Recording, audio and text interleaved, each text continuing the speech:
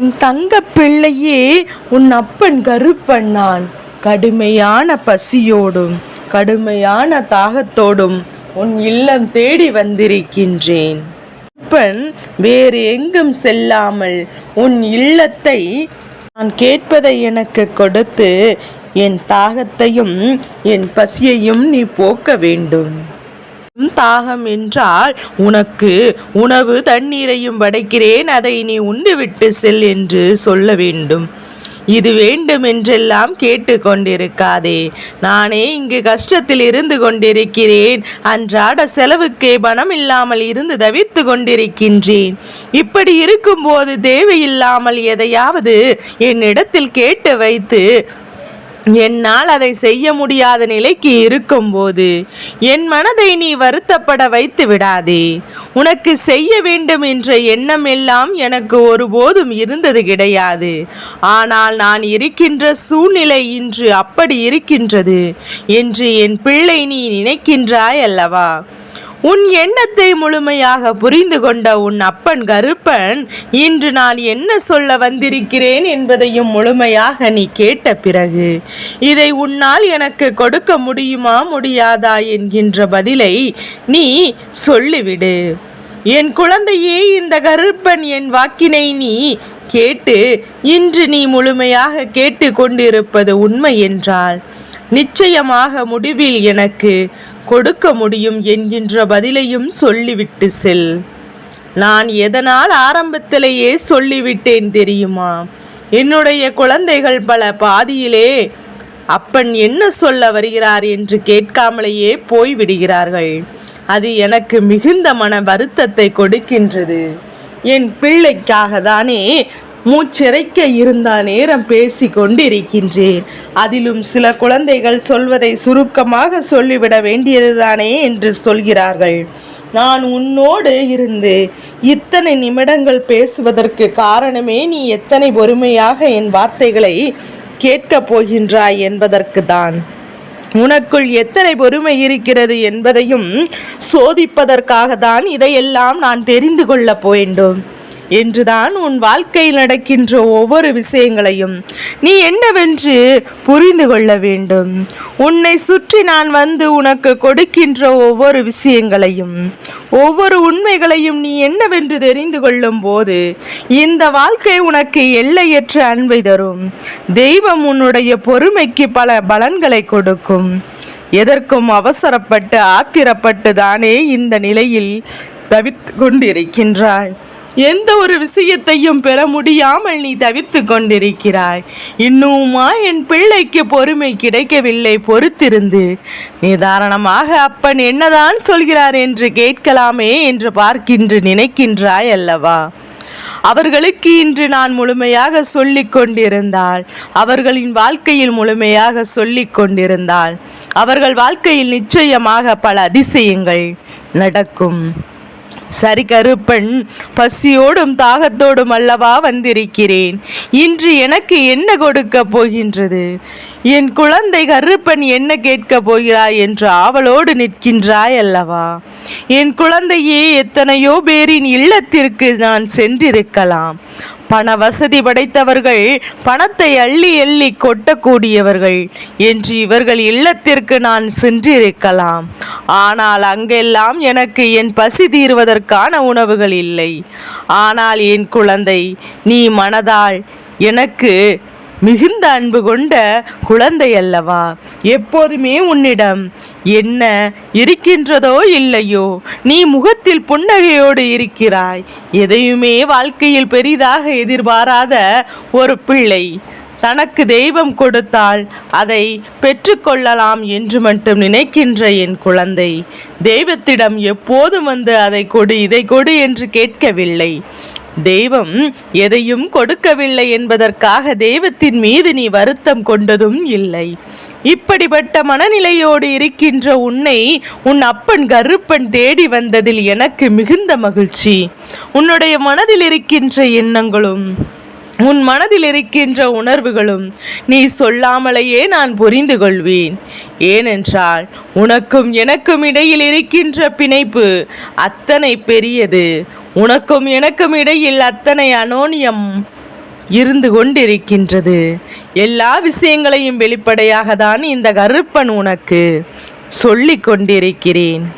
இதை சொன்னால் பயந்து விடுவாயோ, அதை சொன்னால் பயந்து விடுவாயோ என்றெல்லாம் எந்த ஒரு விஷயத்தையும் உன்னிடமிருந்து நான் மறைத்தது கிடையாது. எனக்கு தெரியும், எதையுமே என் பிள்ளையினால் இந்த வாழ்க்கையில் ஏற்றுக்கொள்ள முடியும் என்று.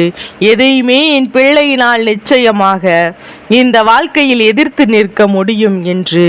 வாழ்க்கையில் சரியாக எதுவும் நடக்கவில்லை என்றால் அதற்கு தெய்வத்தை குறை சொல்லாமல் நான் சரியில்லை என்று நீ நினைக்கின்ற குழந்தை அல்லவா? அப்படியானால் நான் உன் இல்லத்திற்கு வராமல் வேறு யாராவது இல்லத்திற்கு செல்ல போகிறேன். ஒருவேளை இப்போது இந்த வாக்கினை கேட்டுக்கொண்டிருக்கின்ற என் பிள்ளை உன் மனசாட்சியின்படி நான் இப்படி இல்லை கருப்பா, நான் எப்போதுமே இது போன்று இல்லை என்று நினைப்பது உண்மை. அப்படி என்றால் இந்த கருப்பனின் வார்த்தைகளும் இந்த கருப்பன் தேடி வருவதும் உண்மை அல்ல என்பதையும் நீ தெரிந்து கொள். உண்மையான விஷயங்கள் மட்டும்தான் இங்கு நிலைத்து நிற்கும். பொய்யான விஷயங்கள் இன்று இல்லை என்றாலும் என்றாவது ஒரு நாள் வெளிப்பட்டு வாழ்க்கையின் அசிங்கத்தை சந்திக்கும் என்பதில் எந்த ஒரு மாற்று கருத்தும் கிடையாது. அதனால் உண்மைகளை பேசுகின்றவர்கள் அங்கே வேதனைப்படுகின்றார்கள், பொய்யை பேசுகின்றவர்கள் அங்கே சந்தோஷமாக இருக்கிறார்கள் என்பது போன்று எந்த ஒரு விஷயத்தையும் நீயாகவே ஒரு முடிவுக்கு கொண்டு வந்து விடாதே. என்ன நடக்கிறது எது நடக்கிறது என்பதையும் என் பிள்ளை நீ புரிந்து கொண்டு உன்னை தேடி வருகின்ற இந்த விஷயங்களை எல்லாம் சரியாக நீ கவனத்தில் வைத்து கொண்டு இந்த கருப்பன் உன் முன்னால் இருக்கும் போது உனக்கு இந்த செய்தி நிச்சயமாக அவசியமானதாக மட்டுமே இருக்க வேண்டும். என் குழந்தையே, கருப்பனுக்கு பசி உன் வாழ்க்கையில் உன் இல்லத்தில் இருக்கின்ற செய்வினைக்கு நிச்சயமாக இன்றோடு முடிவு வைப்பதற்காக வந்திருக்கிறேன். தெய்வத்திற்கே பசி என்று சொன்னவுடன் உனக்கு எண்ணம் தோன்ற வேண்டாமா, நம் கருப்பன் காரணம் இல்லாமல் எதையும் சொல்ல மாட்டார் என்று? என் பிள்ளையே, இப்போது உன் இல்லத்தில் இருக்கின்ற செய்வினைகளையும் எதிர்மறையான விஷயங்களையும் நான் உனக்கு உணவாக்கி கொள்ளப் போகிறேன். நீ ஒரு ரூபாய் கூட எனக்காக செலவு செய்ய வேண்டாம். கருப்பன் இந்த உணவை சாப்பிட்டு வருவாரா, அந்த உணவை சாப்பிடுவாரா என்று யோசிக்கவும் வேண்டாம். நான் சாப்பிடுகின்ற இந்த உணவின் மூலமாக உன் வீட்டில் உனக்கு பிரச்சனைகள் இல்லாத சூழ்நிலைதான் நான் உருவாக்கப் போகின்றேன். அதை தவிர ஒருபோதும் உன்னை வருத்தப்பட வைக்க நான் நினைத்து விட மாட்டேன். கருப்பன் சொன்ன விஷயங்கள் ஒவ்வொன்றும் உன் மனதில் நிற்கட்டும். என் அன்பு பிள்ளையே, கருப்பன் சொன்ன வார்த்தைகள் ஒவ்வொன்றும் உன் மனதில் நிச்சயமாக நிலை நின்று கொண்டிருக்கட்டும்.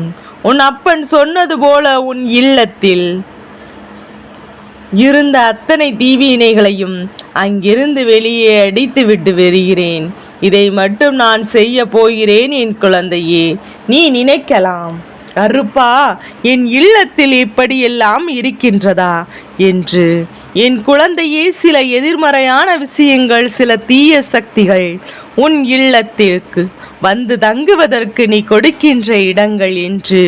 இவையெல்லாம் இவர்களை எத்தனை முறை அடித்து விரட்டினாலும் மீண்டும் மீண்டும் உன் இல்லத்திற்குள் வருவதற்கான வழியை அவர்களுக்கு வகுத்து விடுகிறார்கள். எப்படி என்று உனக்கு ஒரு உதாரணம் சொல்லவா?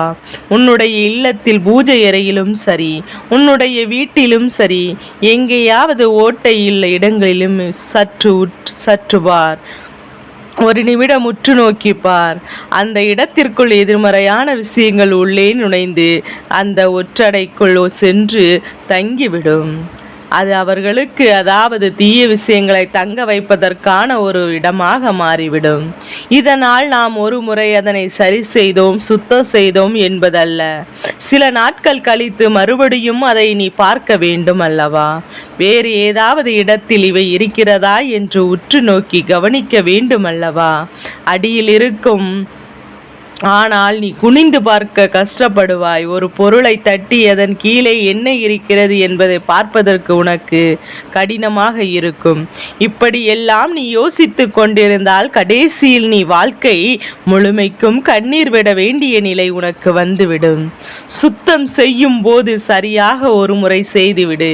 நிச்சயமாக பல நாட்கள் உன் இல்லத்தில் சந்தோஷம் தங்கி இருக்கும். கஷ்டங்களும் கண்ணீரும் வருகிறது என்றால் சில நாட்கள் அதன் பிறகு நீ உன்னுடனே இதைதான் யோசித்து முதலில் பார்க்க வேண்டும். எதிர்மறையான விளைவுகள் நிச்சயமாக உள்ளே நுழைந்தது.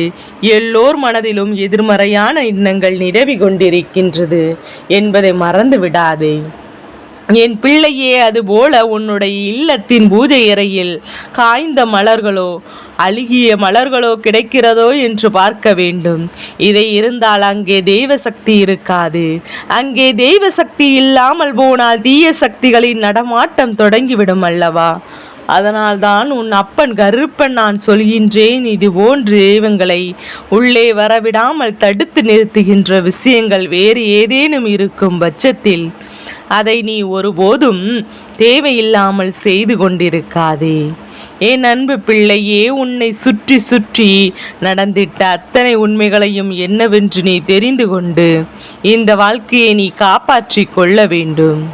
சரி, உணவிற்கு உன் இல்லத்திற்குள் இருக்கின்ற இந்த விஷயங்களை நான் எடுத்துக்கொள்கிறேன். கருப்பன் கடுமையான தாகத்தோடு வந்திருக்கிறேனே, அதை எப்படி நீ தீர்க்கப் போகிறாய் என்று பார்க்கலாமா?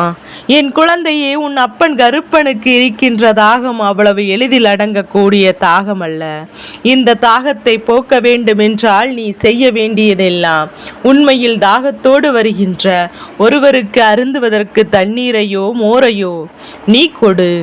நிச்சயமாக யாராவது எதையாவது உன்னிடத்தில் வந்து தண்ணீர் கேட்பார்கள் என்று கேட்டால் எப்போதுமே இல்லை என்று மறுப்பதும் அல்லது ஏதாவது வார்த்தைகளை சொல்லி சொல்லி திட்டுவதுமாக சில மனிதர்கள் இருக்கிறார்கள். அப்படியெல்லாம் ஒருபோதும் நடந்து கொள்ளக்கூடாது. குறிப்பாக தாகத்தோடும் பசியோடும் வந்து நம்மிடம் கையேந்துவதற்கு நாம் எதையாவது அவர்களுக்கு உணவினை பெற்று கொடுப்பதுதான் நல்லது என்பதை புரிந்து கொள் என் குழந்தையே. இப்போது அதுபோல உன் இல்லத்திலும் சரி வெளியிலும் சரி யாராவது ஒருவர் சிறு பறவைகளும் சிறு சிறு உயிரினங்களும் எப்போதும் ஒரு சிறிய பாத்திரத்தில் தண்ணீரையும் அவைகள் எல்லாம் அந்த தண்ணீரை பருகும் சந்தோஷமாக செல்லும் போது இந்த கருப்பனின் தாகமும் குறைகிறது என்பதை மறந்து விடாதே. அப்பன் என்ன விஷயத்தை இன்று எடுத்து சொன்னேனோ இந்த விஷயத்தில் எனக்கு மிகுந்த மன திருப்தி. என் பிள்ளைக்கு நிச்சயமாக ஏதோ பல விஷயங்கள் நான் கற்றுக் கொடுத்ததாக நினைக்கின்றேன்.